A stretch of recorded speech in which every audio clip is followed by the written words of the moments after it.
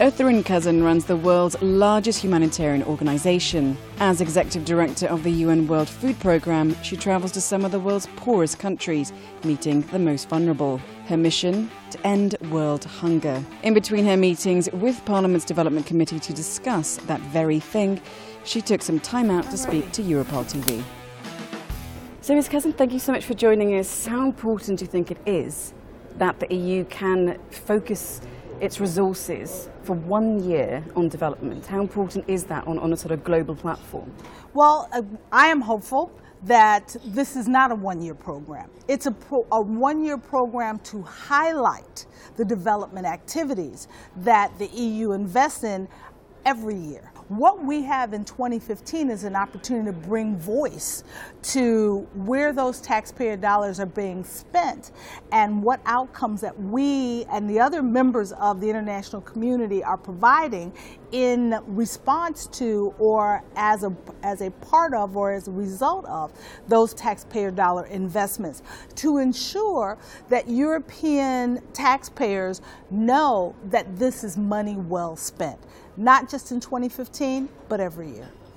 But in light of the fact that there are so many crises going on in the world, whether it's Syria, Iraq, for Ebola, how do we make aid effective and how do we plan for the future for these countries, for these people that are affected so badly right now? Well, every single country is going to have a different answer to that question. There's no simple answer to say we need to do X and that is going to make the aid effective in every country. What we need to do in Syria is ensure that those who are in the political positions are working to bring peace into Syria, and then we need to work to ensure that we're providing the support that will increase the agricultural development activities inside Syria, as well as rebuilding markets and employment opportunities for Syrians who are now find themselves refugees in other countries or those who are internally displaced. In Ebola, where we're responding to the health crisis, not just not a humanitarian crisis, it is providing the support that is necessary to get to zero members of the population who are affected by Ebola, and then ensuring that we reopen schools and get children back into school, provide the nutritional support that is necessary to rebuild the health of those who were affected by the Ebola crisis. Talk to me a bit about the Zero Hunger Challenge. Mm-hmm. You say that in 15 years we can eradicate hunger. Right. Is that really realistic, especially in light of the different conflicts we have going on in the world, where we're constantly having to address the needs of more and more refugees every day, and maybe our planning has to look at their short-term needs rather than right now their long-term needs? 15 years ago, when the Millennium Development Goals were entered into, people said, we can't do it. It was done.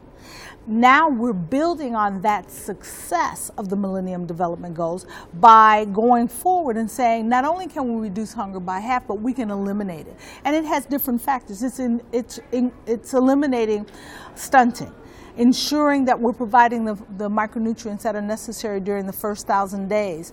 And through movements like the Scaling Up Nutrition movement, working with governments and communities and families and private sector, we're beginning to make a difference in countries around the world on the nutritional issues and indicators that demonstrate the progress that's being made.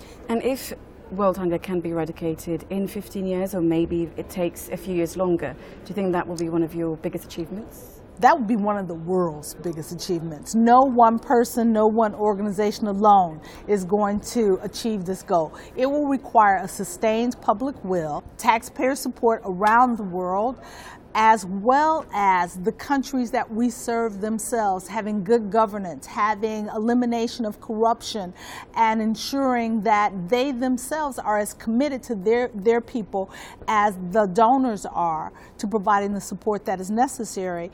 That's when we'll have something to celebrate, not one person, but an entire global community. So the world needs to wake up. The world needs to wake up, work together, and we can achieve this goal. Okay, thank you very much for joining us on EuroparlTV, Ms. Cousin. Thank you for the opportunity.